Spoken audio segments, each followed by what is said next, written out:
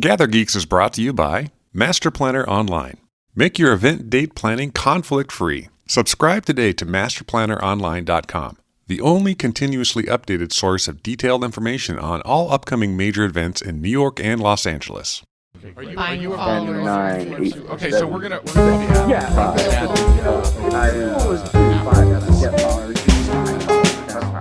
Welcome to GatherGeeks, a podcast by BizBash, the place where people passionate about meetings and events come together. Here are your hosts, David Adler and Beth Kormanik. Hi everyone, I'm David Adler, the CEO of BizBash, and I'm here with our executive editor, Beth Kormanik. Hey Beth, how are you doing? Hi David, great. Good, well, we're here today to talk about this intersection of fundraising, events, and star power with Judy Levy. Yeah, Judy founded her fundraising and event coordination firm, now called Levy, Pazanti, and Huff, in 1980. She's based in Los Angeles and started in political fundraising. And since then, she's worked with clients across the country, including the Producers Guild of America, the Elizabeth Glaser Pediatric AIDS Foundations, and foundations of Magic Johnson, Elton John, and many others. So welcome to GatherGeeks, Judy. Thank you very much. It's great to be here with you guys today.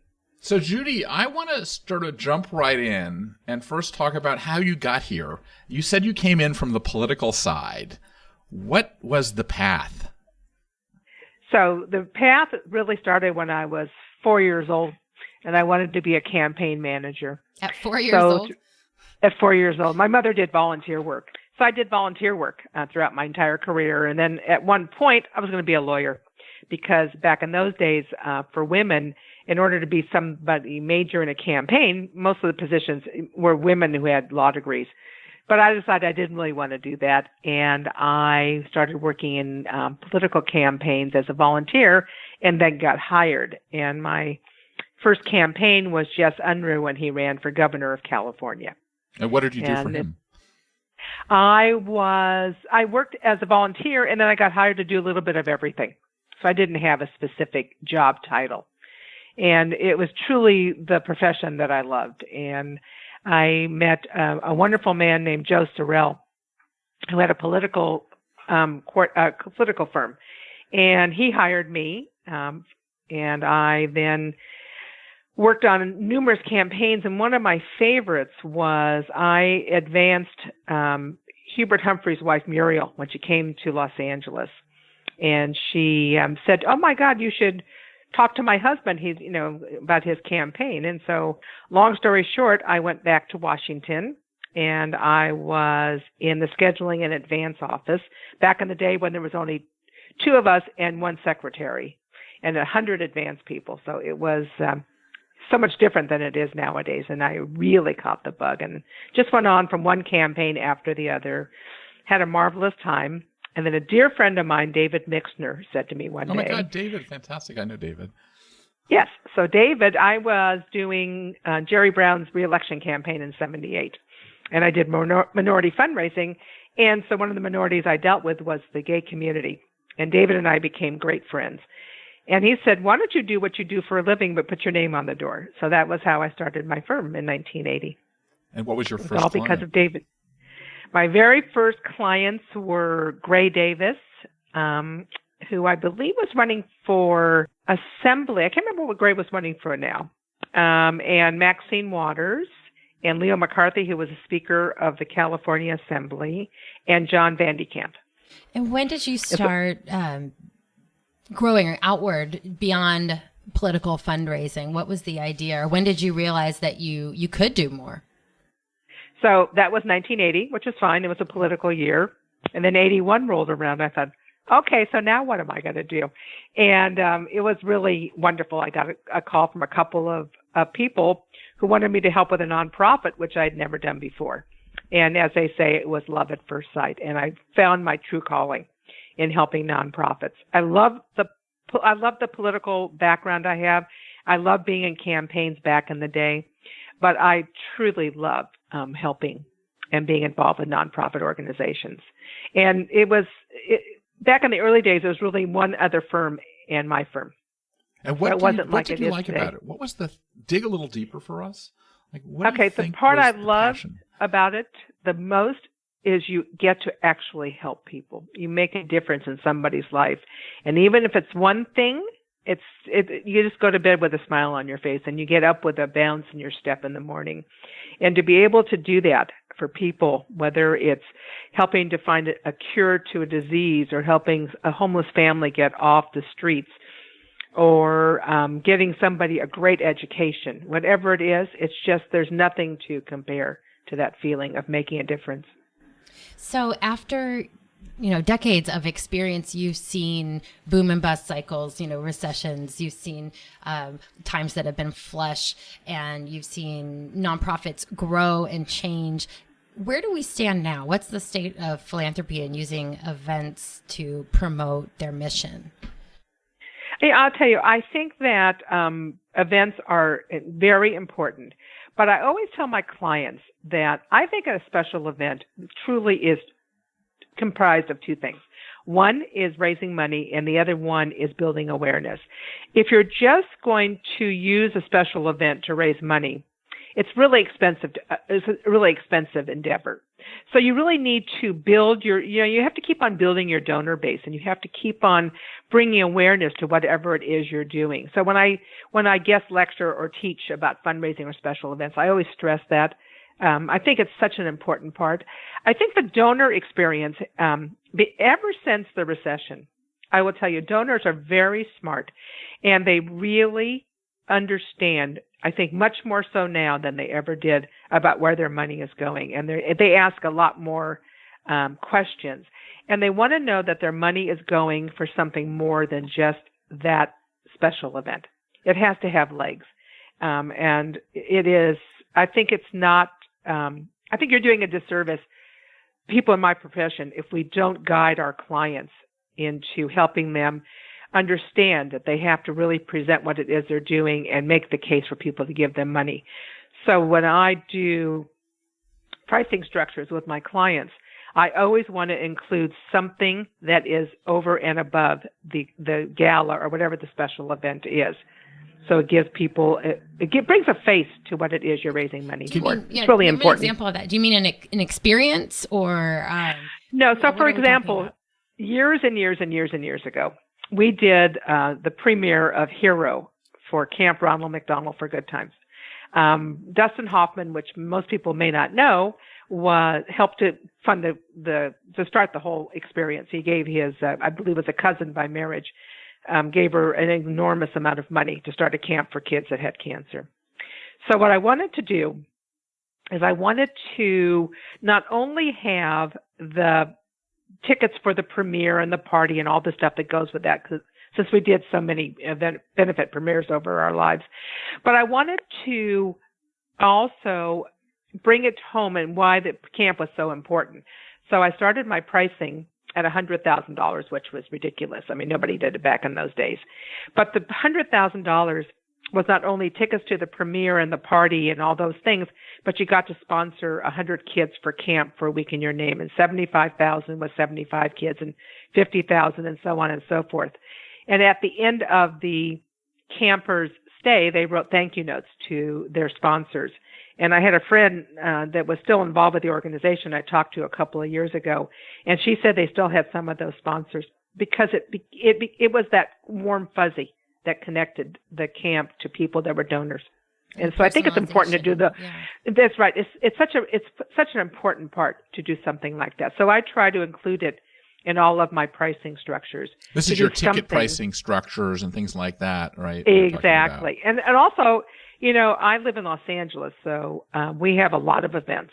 And unlike other major cities, it's not multi-industry as much as other cities. I mean, it's primarily the entertainment industry.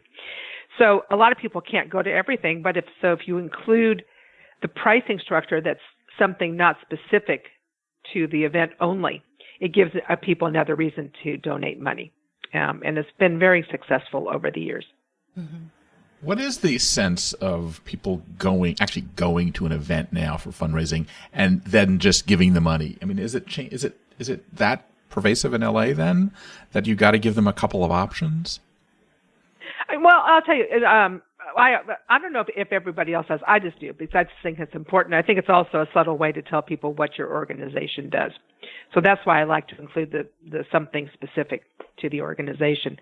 I think that it's a really busy time, and a lot of people they can't go to every event, so it does give them another avenue as opposed to because a lot of people don't do ad books anymore, or they want to give people an option to not participate by joining physically at the event. This gives them a chance to participate in the organization through this donation. So is this one of, we're going to develop over this podcast, Judy's rules?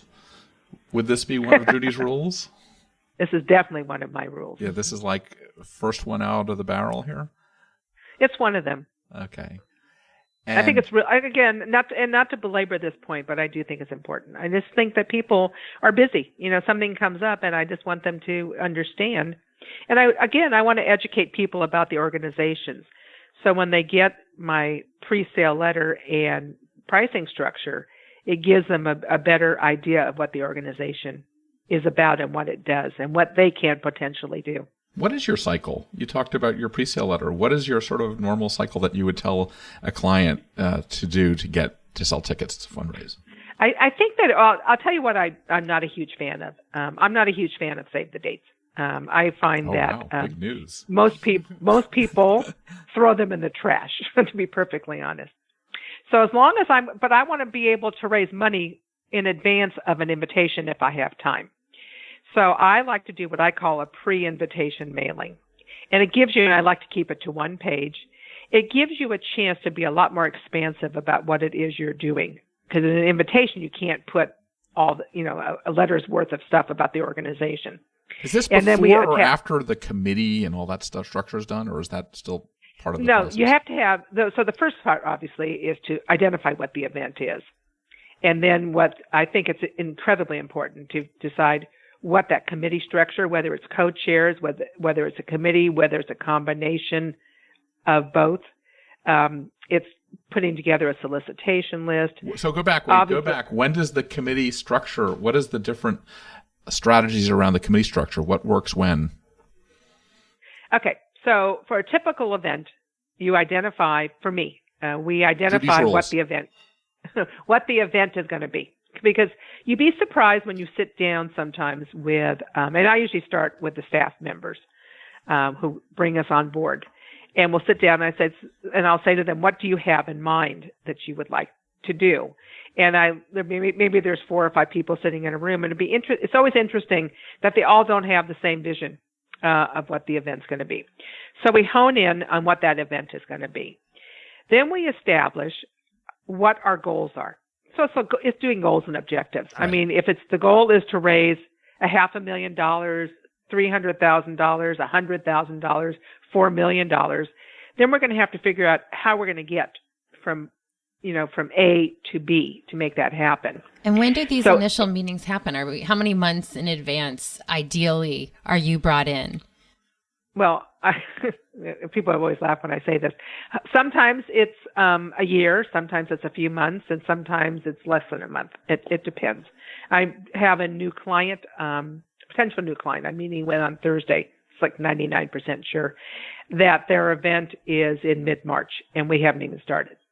But I'm used to that because of doing so much in the entertainment industry, especially like with benefit premieres and stuff in the early days, and definitely being in politics. It has taught me how to do things, quickly. You don't have a lot of turnaround time sometimes. But if you have the luxury of time, then it's figuring out what your goals are. Then we got to figure out who is it that's going to raise this money? How are we going to get to this goal? What are the component parts of the event, and the people that are able to help us realize this goal? Otherwise, we can just say anything we want. I have people come into me and they'll say, I only want to raise, $1 million. I said, fine, I want to be a size 2. Neither one of those are going to happen. So let's just talk reality here. So a lot of it is getting them, to really listen to what they're saying. And let's talk about realistic goals, because I've had people come in and maybe they raised $50,000 a year before, or $200,000 or whatever. And they say, well, I just want to double or triple what we've made. And I said, and why would you think that was going to happen? What makes this event different from what you had last year? What are the component parts? Because if it's all the same stuff, how are you going to get to this higher amount? Because if you think that it's because I'm coming on board and I have some kind of magic phone that I just pick up and the money comes pouring in, that's not going to happen. So now we're going to have to figure out how we're going to get to this goal. Is that a difficult conversation to have when somebody comes in with this unrealistic fundraising goal? No, not at all. Not for me. And maybe it's because I've been doing it for such a long time, and I've been blessed because I've never actually looked for a client. Everything I've ever had has been a referral. So they've already come in with, I think, a sort of a preconceived notion of what our capabilities are. So that does help a little bit. Being older helps a great deal sometimes when you have experience. Mm-hmm. No, but I think it's a disservice to my clients and potential clients if I'm not truthful with them. And even though it's not what they want to hear, I don't think they're paying me to tell them what they want to hear. I know they're paying me to help them realize what it is that they are want to do. So I think it's incumbent upon me to be honest with them, and it has to start from the very beginning. So I can't do an event.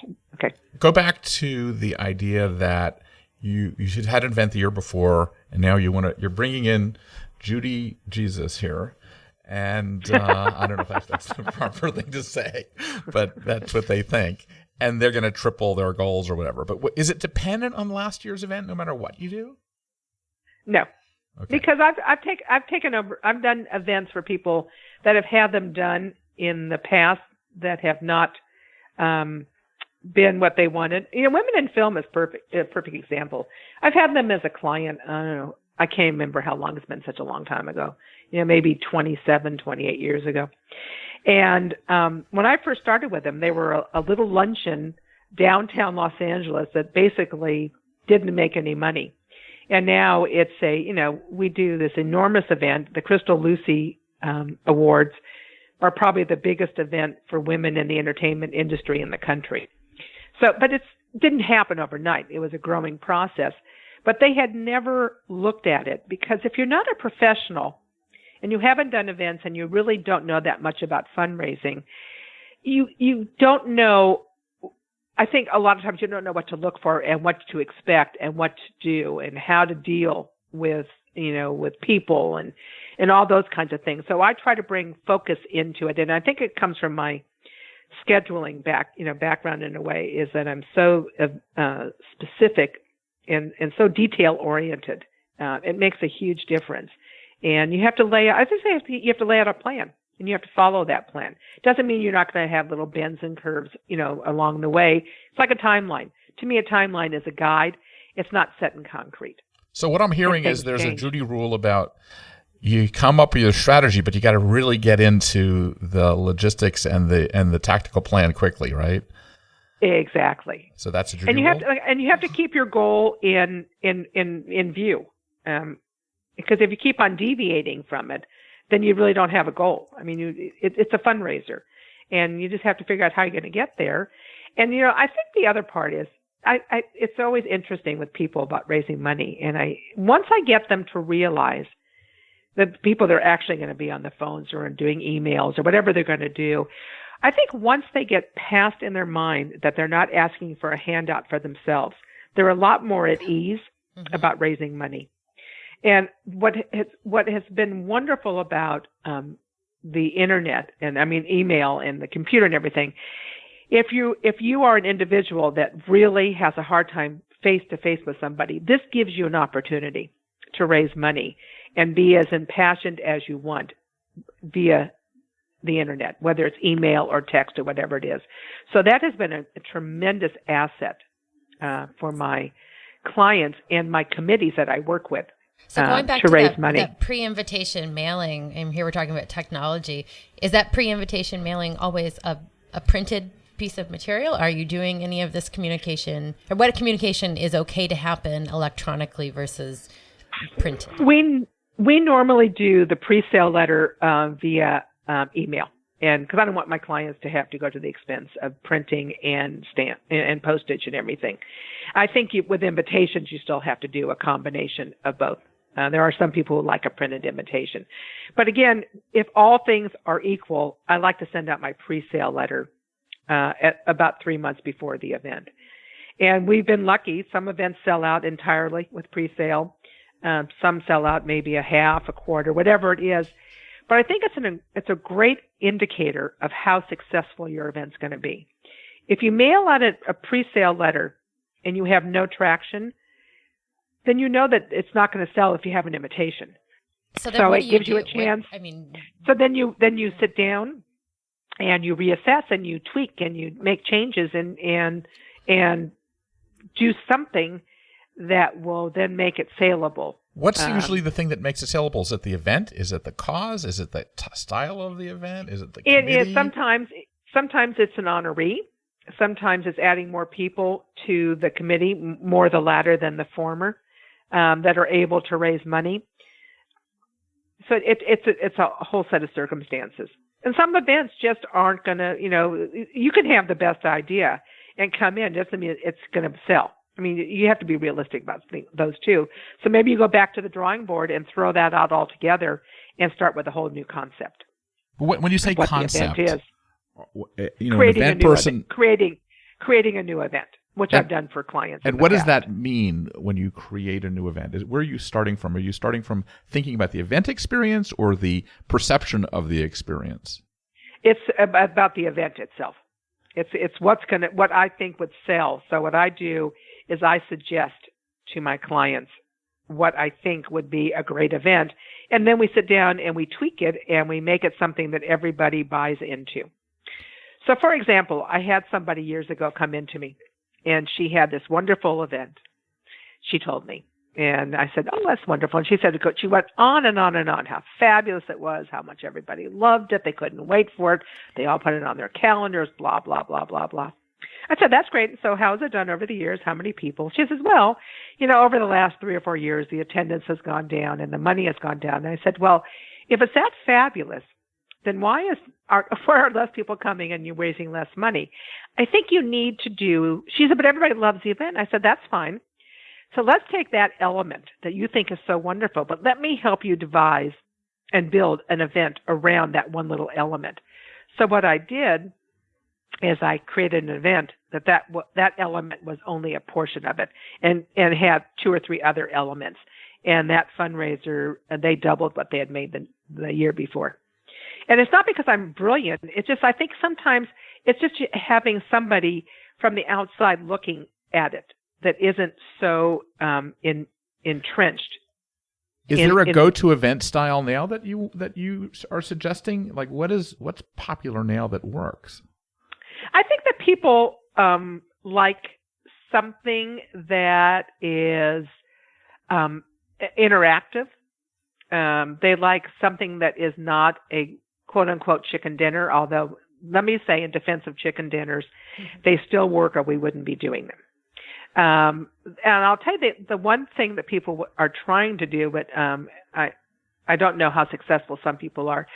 Some people want to do away with honoring people because it's becoming increasingly harder for people to get honorees, or so they're telling me. Why is that? I think that honorees know that part of the perception is that they're going to help with the fundraising, and oftentimes they don't want to. Mm-hmm. So they feel funny about asking their family and I can friends. understand that. Mm-hmm. So and also there's that quid pro quo kind of thing. So, it's not that people don't deserve to be honored. It's just that they know that there's, stuff that comes with it, and they are a little reluctant. So what is taking the place of that in a program? Sometimes creating a different kind of event. So, for instance, we did an event just yesterday. It's for it's this wonderful, fabulous organization called LA Promise Fund. And it was a special screening of Hidden Figures. And we brought in 7,000 girls from the Los Angeles LAUSD and also the county, public schools in LA County. And they have a program called Girls Build LA. And it's all about the problems specific to girls in Los Angeles. And, like LAUSD, if I'm not mistaken, the last figures were 80% of the kids come from families at or below the poverty level. So we had sponsors that came in and gave lots of money, and we did a pre-reception for them. And it was raining, and it was 8:30 in the morning at USC at the Galen Center. And then some of them stayed, but most of it was to afford us the opportunity to bring 7,000 girls in to watch this movie. Yeah, and for people not familiar with the film, it's based on a true story about African-American women scientists who provided really critical work to get the space shuttle program launched. Exactly. They're the ones that put John Glenn into orbit. Right. So, and the person behind this whole thing is one of the co-board chairs is Megan Chernin, and she is just this incredible dynamo. And it was an amazing experience. Last year we did the sort of the same thing with the documentary about Malala. Mm-hmm. And it was just, so there's those kinds of events. So it's not, but not everybody can do that. I mean, obviously we're in Los Angeles, so it affords us an opportunity sometimes that you can't do in, Wichita. So, but it's, being creative about different events.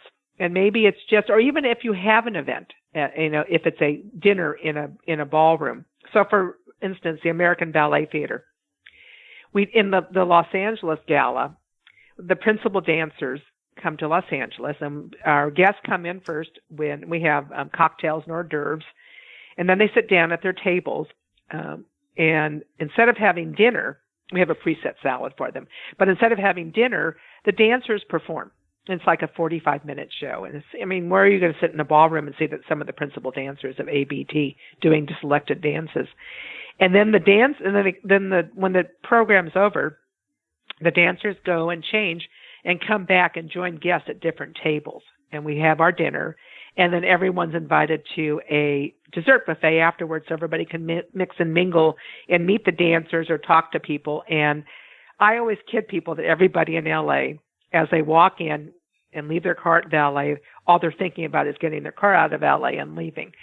This event, nobody leaves. It's just a miracle. It's like, to me, it's like so funny. And I just love it. And so it's still a dinner in a ballroom, but it's way different.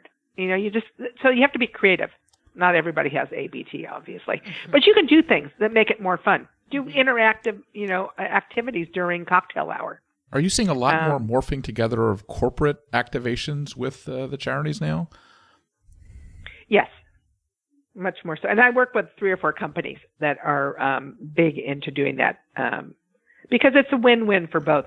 My goal is to make both of them realize that a company, a corporation, it's wonderful to do this, but it's 100% altruistic. Let's be honest here. It's also about selling whatever it is they're selling, and a nonprofit can't imagine can't make or believe that a corporation is going to give us all this money and not want anything in return. What so do they want in return? In terms of presence at events? What are some successful examples of incorporating these companies in a way that seems maybe more natural or not cravenly promotional? So, for instance, Women in Film, we've had this wonderful relationship with BMW for a long time. So when we do our events, BMW, first of all, sponsors a specific program or programs for women in film in their name. But then they also, they ferry the celebrities to and from the event in their cars. There's a car on display. Their name is on the step and repeat. So it's not in your face, but it's tasteful and it's done appropriately. It isn't like they're out there hawking their cars and signing up people for test drives and trying to get them to fill out credit forms to buy a car. So it works out nicely. Years ago, when all the beauty sites were competing to become like major beauty sites, this little company called Gloss.com came to me, and they wanted to be involved with the entertainment industry. So I said, well, let me see. We've never had a corporate sponsor for women in film. Let me see if I can put together an arrangement where you can be our sponsor for the year. So you would sponsor our galas, but you'd also be involved with women in film. And it was an incredible relationship. And the founders, kidded me because shortly after, about a year total from the day they started till a year later, they sold their company to Estee Lauder for about, I don't know, millions and millions of dollars. And they said, they kidded me that part of it was because of the perception that they were so involved with Hollywood, which they weren't until they came to see women in film. That's it. That's so interesting. That's so interesting. Is if you had a choice, if you were a big company and you had a choice between the gifting suite at the Oscars and giving a lot of money to a charity, what should a company do in that case? Is it an equal choice, or is it you do both? No, I don't think. I think you do both. I mean, I think you're talking apples and oranges because I don't do the gifting suites. So I'm not involved with what goes behind that mentality. I will tell you, though, the one thing I do like is that I don't know about the East Coast, but the West Coast, we are doing away more and more with gift bags. That's wonderful. Why? I think that people really understand that it takes a lot of time and effort to do that. And it's getting harder and harder to get companies to give you, 1,000 items. And it's not just asking for one item, you're asking for several items for, the gift bags. And it just took up a lot of time where they could be doing other things like, selling tickets or tables or advertisements in a journal. And I think it's wonderful. And oftentimes they'll opt for one gift, that's wrapped and on the table. But I like the fact that people are doing away with gift bags. Mm-hmm. You don't recommend them in your when you have a plan? Never. In fact, I put it in my contract. I put it in my contract that we won't do gift bags. That's how much I don't like them. That's a Judy Rule. Mm-hmm. This is for me, for my personal. And I'll tell you the other thing I think people are doing less and less of, I don't think I know, are silent auctions. Why is that? Because I think, again, they realize the amount of time that they were putting into accumulating items for an auction. And when you actually figure out the amount of time and effort that went into doing silent auctions, they didn't realize as much money as they thought they were going to. Now, they do live auctions, and they do a lot of online auctions. But the other thing is the online auction that can take place before, during, and after the event. Is that the difference? Exactly. Sometimes they'll use the event to launch it. Sometimes they'll conclude with the event. And that's less work than a silent auction? Yep. The market clients really like it. Also, you're expanding your horizon. When you're doing a silent auction, you're talking to the same people in that room that 800 people, 1,000 people, 500 people that, you've been dealing with the whole time. Whereas if you're online, you're talking millions of people who may learn about your organization. What about which brings me to another point. I think it's another one. It's one of my major rules. Here comes the Judy Rule. Yeah. Okay. So most people in my world buy tables, not tickets. Most of my events are table. Not that tickets aren't sold, but there's an enormous amount of tables sold. Table sponsors do not give you contact information for their guest. They give you their name so they can get their name at guest registration. But other than that, they're not going to give you their telephone numbers, address, email addresses, etc. So my mission is at an event, I want to touch the other 9 people that haven't received anything in the mail, haven't received anything via email, haven't received anything. So I want something that's part of that program that appeals to those people in the audience that haven't had the opportunity to give you money yet. I also want to have a way that if I can, to get their information. So what I started doing several years ago was having my clients doing some kind of drawing, and we collect business cards at registration, at check-in. And then people freely give them. Obviously, they know what's going to happen. And then that gives my clients a chance to expand their potential donor base. But I want to do something. So we do we'll do like pledge a grant, or we'll do auctioning off, like the fulfillment fund, does every year. You can buy a mentor-mentee relationship. So people will raise their hands to do like 5 of them or 10 of them or 20 of them or 1 of them. So there's something in that room for people that haven't given you money before to help you. The stuff with all of a sudden, pledge to give and donate to give and all those kinds of things that you can do at the event, which I think also are more ways for the people that haven't given you money to be invested in what you're doing and have the opportunity to give. Because just to give them, a brochure and a solicitation card, I don't know that that's going to. Are people actually showing up when they're buying tables now? Are they giving the tickets to people that don't matter? It's a combination. It depends what the event is and who the honorees sometimes are. And what about table prices? Do you have a sort of a go-to number now? No, it depends on the organization. It depends on what the event is. It depends on what their goals are. And it depends on if they want to do much higher price tickets or tables, who's going to sell them. So, it's not just one factor for any of this. It's several factors that go into determining. So let's just give the event. A quick range. Like what is the upper level and what's kind of a starter table? So I would say, for my norm, my tables are usually top out at 100,000 and start either at 5 or 10. Got it. And the bulk of them, when you get 100,000, that's a good hit, right? Yeah, but hopefully you get more than that. Yeah. And then for tickets, anywhere from like $250 to $1,000 usually. Okay. And who's buying these things? Are these the high net worth individuals or corporations in your world? Combination. Yeah. And do they help and I'll each tell other, you, and the other one, exactly. And, and the thing about it, an honoree, especially an honoree who's with a company, and we can all pussyfoot around this, but the truth is that they have one of the great advantages of honoring somebody that has vendors. Oh my God! Are the vendor related? Mm-hmm. Yes, I used to do that for KK. I was at a company called Primedia, and we were honoring Henry Kravis, and it was pretty easy to raise like $5 million when he's the honoree from your vendors. Exactly. It's still the dirty little secret, I think. Yeah, but you know what? But that's what I'm saying. But I don't want an honoree that doesn't want to be invested in my event either. Yes. Because nothing is worse, because then, Joe Smith, runs into somebody and they'll say, I got this invitation to this dinner honoring you, and and Joe says, well, it's up to you if you want to come or not come.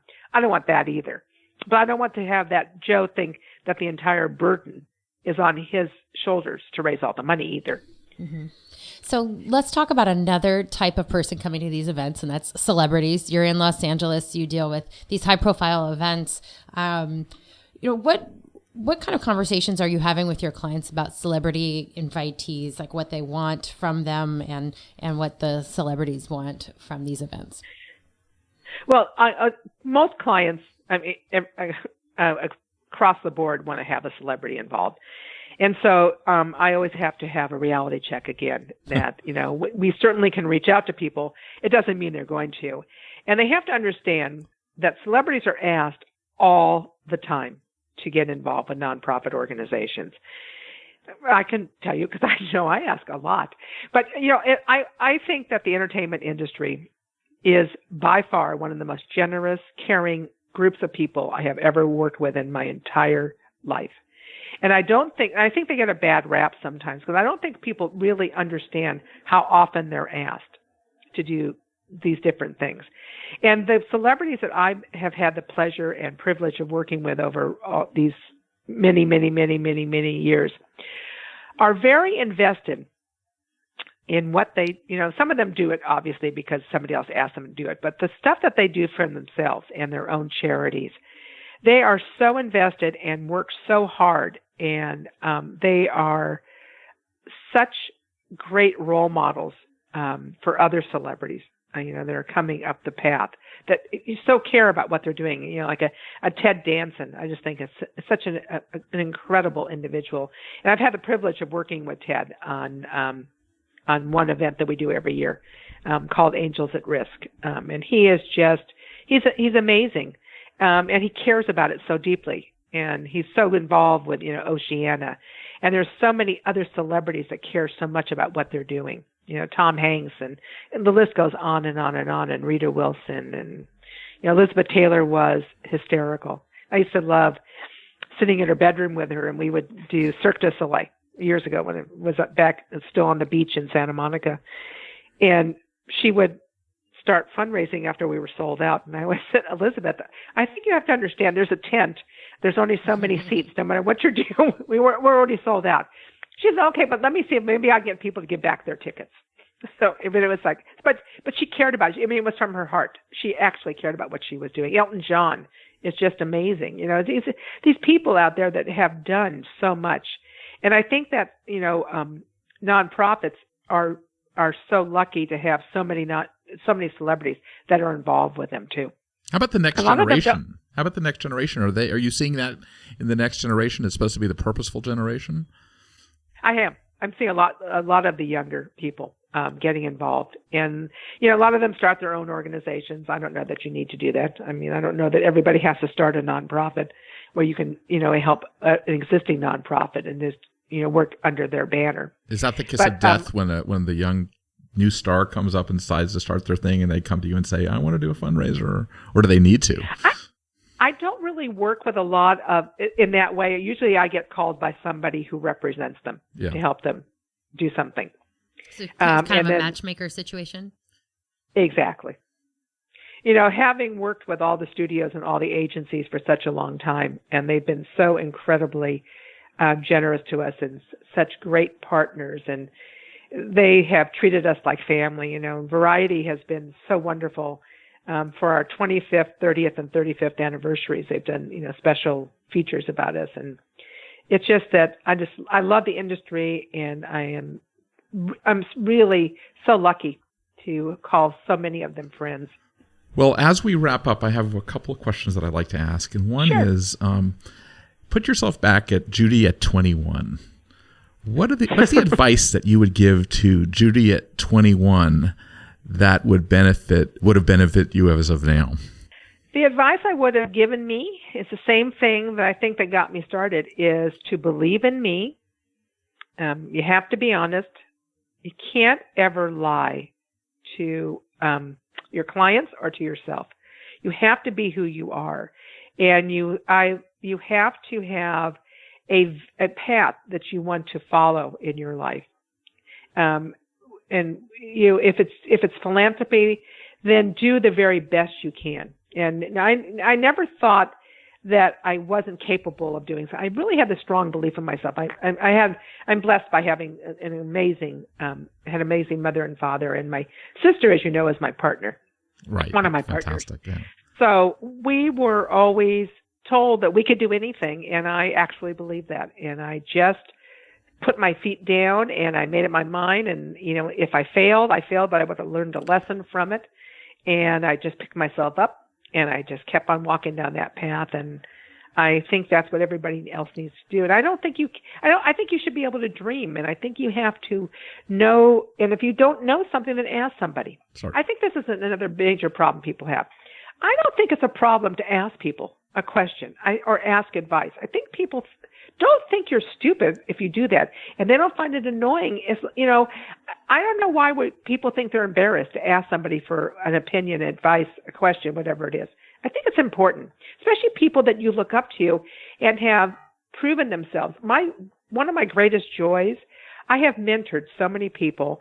I love talking to kids that are in high school or in college or just got out and helping them decide what they're going to do. I love being a guest speaker with different organizations.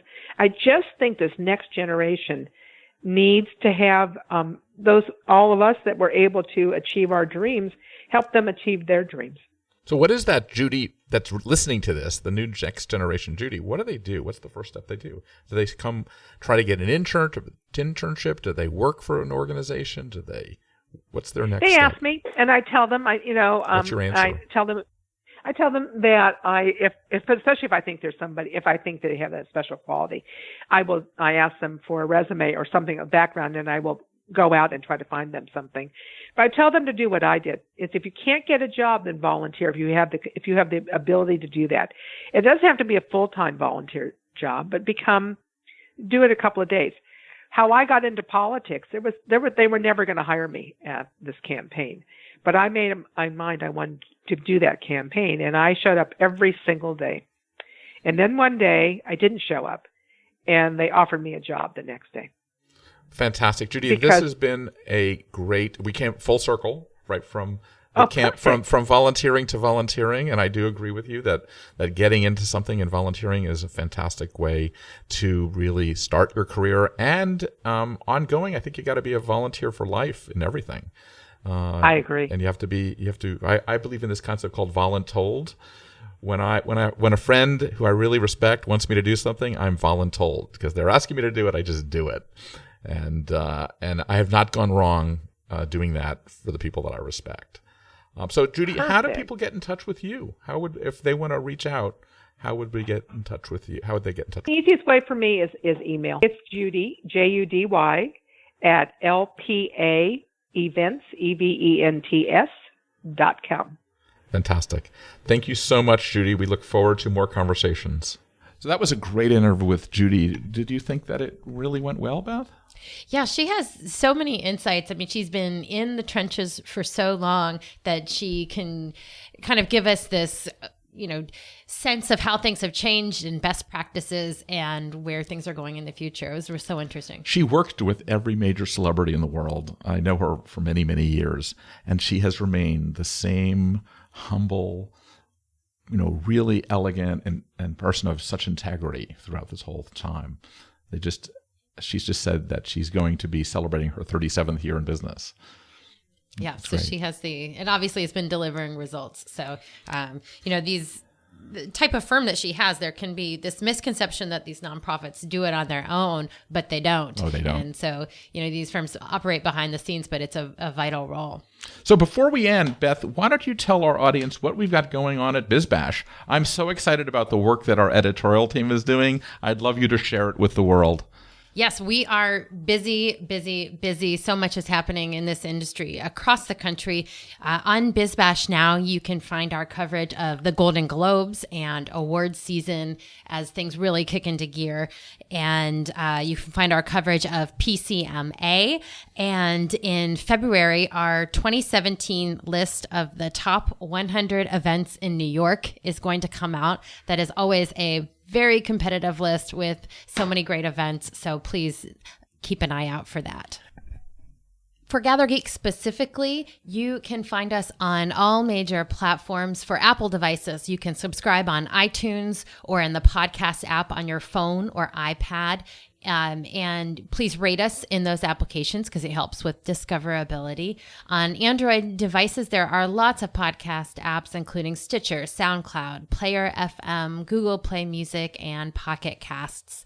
Send us your feedback to @GatherGeeks on Twitter or email us at gathergeeks@bizbash.com. We also have a phone number where you can leave us a short message. That phone number is 413-624-GEEK. That's 413-624-4335. Thank you for listening. We hope you join us again for the next edition of Gather Geeks. If you like this episode, we have a treasure trove of other interviews, including a recent interview with lighting guru Bentley Meeker, and even one of our earliest interviews with Maureen Ryan on ROI of events, one of our first episodes. Gather Geeks is brought to you by Master Planner Online. Choose your event date with confidence. Avoid costly scheduling conflicts with Master Planner. With this continuously updated online calendar of fundraisers, important openings, and major events, you'll know precisely what's happening and where in New York and Los Angeles. Subscribe today at masterplanneronline.com.